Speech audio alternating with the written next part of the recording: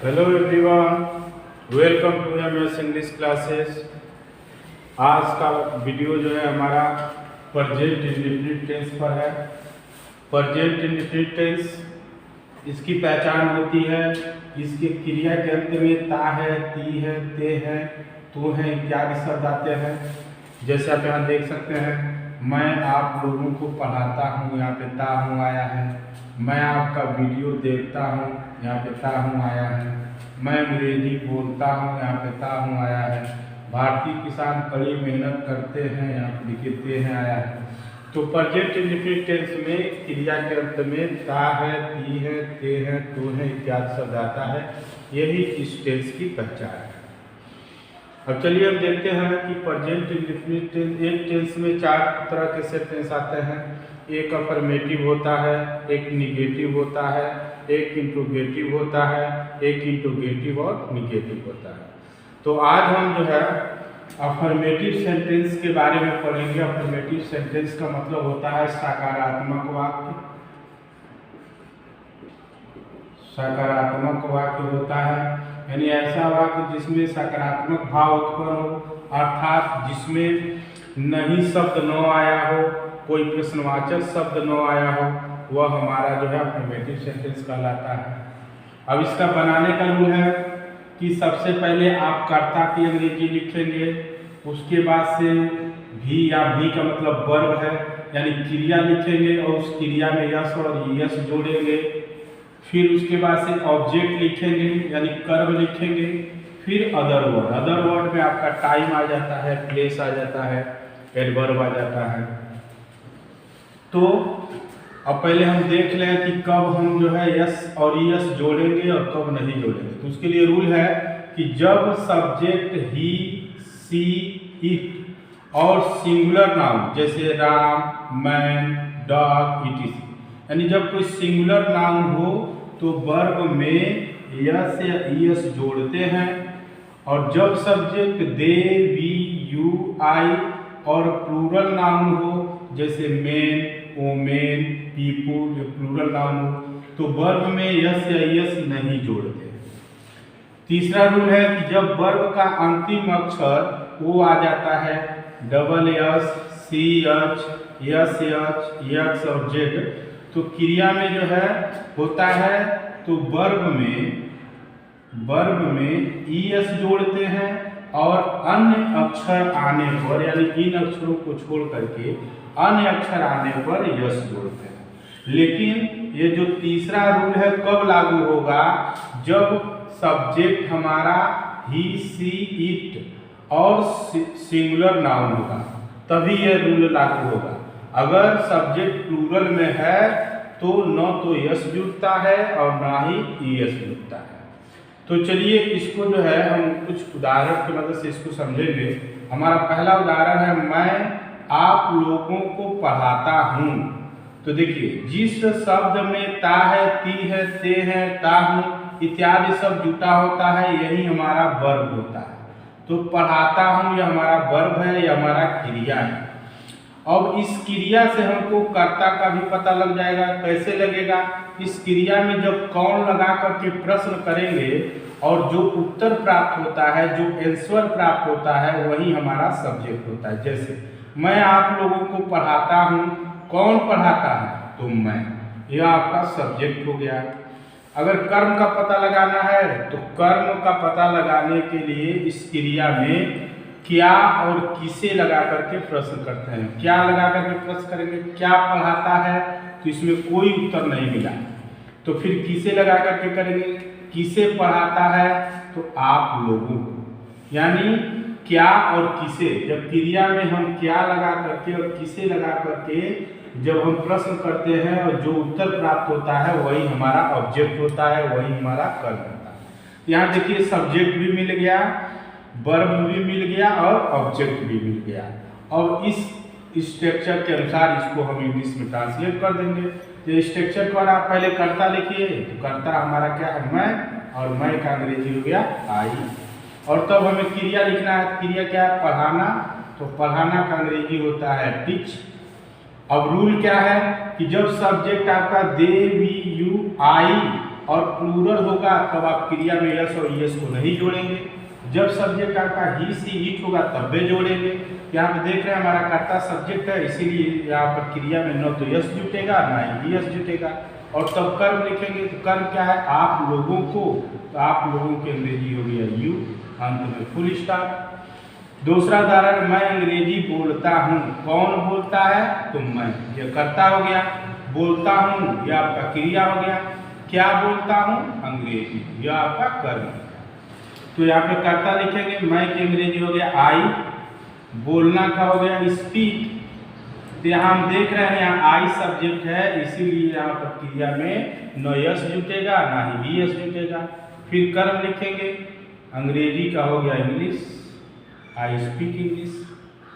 तीसरा उदाहरण देखिए, वह मुझे पसंद करता है। तो पसंद करता है, इसी में ता है जुटा, यानी यही हमारा क्रिया है। तो कौन पसंद करता है, वह। क्या पसंद करता है, कोई उत्तर नहीं मिला, तब किसे लगा करके प्रश्न करेंगे, किसे पसंद करता है, तो मुझे, ये हमारा कर्म हो गया। तो कर्ता क्रिया कर्म। तो पहले कर्ता लिखेंगे तो वह की अंग्रेजी हो गया ही, फिर क्रिया लिखेंगे तो पसंद करना का हो गया लाइक। अब देखिए यहाँ पर सब्जेक्ट ही है, रूल है, ही सी इट सिंगुलर नाउन के साथ, जैसे राम, मोहन, सोहन, मैन, डॉग, यानी जब सिंगुलर नाउन का यहाँ सब्जेक्ट हो क्रिया में यस और ईएस जुटेगा। तो यस कब जुटेगा और ईएस कब जुटेगा, ये जो क्रिया है, ये क्रिया का जो अंतिम अक्षर है, अगर ओ है, double S, C H, S H, X और जेड है तो ईएस जोड़ देंगे। यहाँ देखिए अंत में ई आया है, इनमें से कोई भी अक्षर जो है यहाँ पर नहीं आया है, इसका मतलब ईएस नहीं जुटेगा, यहाँ ईएस जुटेगा। फिर यहाँ कर्म मुझे, मुझे का हो गया मी। अगला है, मोहन मेरी नकल करता है। तो यहाँ पे करता क्या है, मोहन, क्योंकि नकल करता है, कौन करता है, मोहन, तो मोहन हो गया सब्जेक्ट। अब नकल करता है यह आपका क्या है, क्रिया। तो नकल करने की अंग्रेजी कॉपी होती है।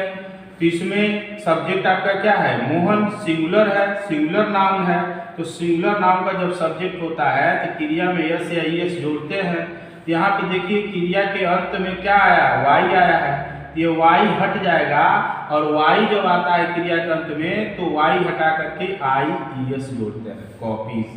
मोहन कॉपीज मी, मोहन मेरी नकल करता है। अगला उदाहरण है, मैं आपका वीडियो देखता हूँ। तो मैं की अंग्रेजी आई, देखना का वॉच हो जाएगा, आई वॉच, ध्यान से देखता हूँ। तो देखिए यहाँ पे कर्ता सब्जेक्ट है, इसीलिए यहाँ पर ये जो सब्जेक्ट है यह आपका क्या प्लूरल में है, यानी आई जो प्लूरल में आता है, इसीलिए आई सब्जेक्ट के साथ हम वर्ब में जो है यस या यस नहीं जोड़ते हैं। आपका video, your video,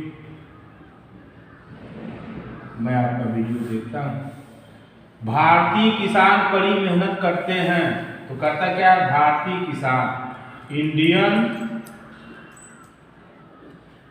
Indian farmers, Indian farmers, भारतीय किसान, यहाँ पर सब्जेक्ट हो गया।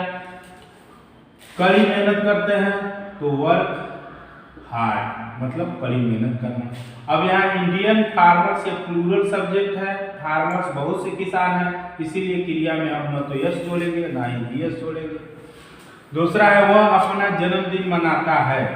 तो मनाता है यह आपका क्रिया हो गया, कौन मनाता है, तो वह, यह आपका सब्जेक्ट हो गया। तो वह की अंग्रेजी हो गई ही, मनाना। कर्ता के पास हम क्रिया लिखेंगे तो सेलिब्रेट, सेलिब्रेट। अब देखिए यहाँ पे सब्जेक्ट सिंगुलर है, इसीलिए क्रिया में यस और यस जोड़ेंगे।